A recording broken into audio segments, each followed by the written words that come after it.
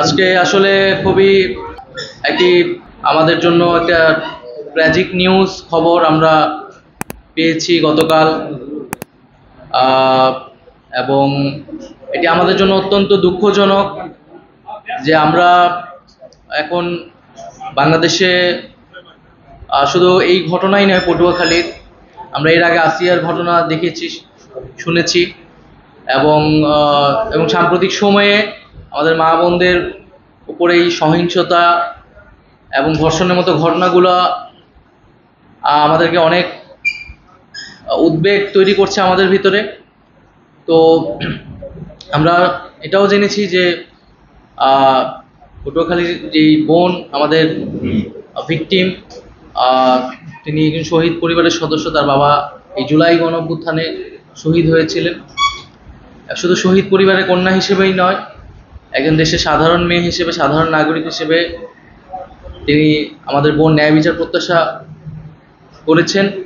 এবং আমরা জাতীয় নাগরিক পার্টির পক্ষ থেকেও এই যে ঘটনা, এই যে মর্মান্তিক ঘটনা, বিচার চাচ্ছি দ্রুত সময়ের মধ্যে সুষ্ঠু তদন্ত করে এই ঘটনার বিচার নিশ্চিত করতে হবে। এবং শুধু এই ঘটনার নয়, এই ধরনের ঘটনাকে রোধ করার জন্য কঠোরতম শাস্তির ব্যবস্থা করতে হবে। এবং সরকার যে আইন পরিবর্তনের চিন্তাভাবনা করছে বা সিদ্ধান্ত নিয়েছে, আমরা চাই সেটা যাতে দ্রুত সময়ের মধ্যে বাস্তবায়ন হয় এবং সারা দেশে এই যে নারীর প্রতি সহিংসতা এবং ধর্ষণের ঘটনাগুলো যাতে নিয়ন্ত্রণে আসে এবং এটা আমরা পুরোপুরি বন্ধ করতে পারি।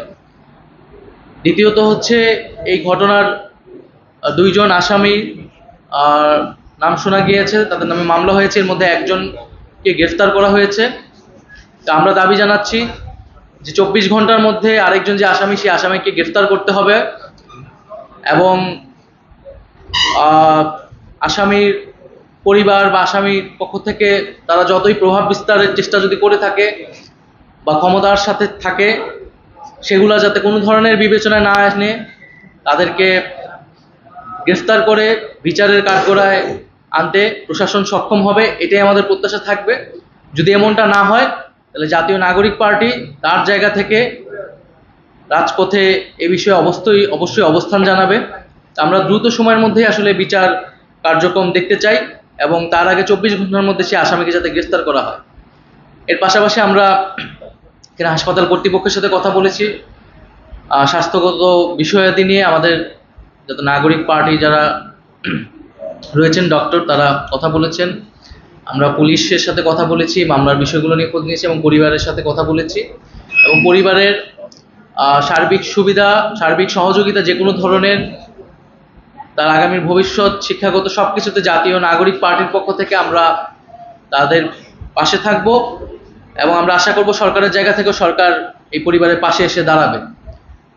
এবং এটি আরো উদ্বেগজনক একটি বিষয় আমাদের সামনে, এই ঘটনা আসলে একটা উদাহরণ তৈরি করে যে আমাদের যে শহীদ পরিবারগুলো রয়েছে সারা দেশে, তারা এক ধরনের রাজনৈতিক এবং সামাজিক অনিরাপত্তার মধ্যে দিয়ে আসলে যাচ্ছে কিনা, এটি আমাদের ভিতরে কিন্তু প্রশ্ন তৈরি করেছে। সেই জায়গা থেকে সরকারকে অবশ্যই আইন শৃঙ্খলার এবং জননিরাপত্তা যেমন নিশ্চিত করতে হবে সকল নাগরিকের জন্য, পাশাপাশি এই পরিবারগুলোকেও এক ধরনের নিশ্চয়তা দিতে হবে, নিরাপত্তার ব্যবস্থা করতে হবে। তো সেই জায়গা থেকে আজকে আমাদের খুবই দ্রুত সময়ের সিদ্ধান্তের মাধ্যমেই আসলে পটুয়াখালীতে আসা এবং এই বিষয়গুলো আজকের আমরা এখানে সাক্ষাৎ করলাম। প্রাথমিকভাবে আমরা 24 ঘন্টা দেখব যে 24 ঘন্টার মধ্যে আসামি গ্রেফতার হচ্ছে কিনা এবং মামলার কার্যক্রম এবং বিচারের কার্যক্রমটা দ্রুত বিষয়ে আগাচ্ছে কিনা। যদি সেটা না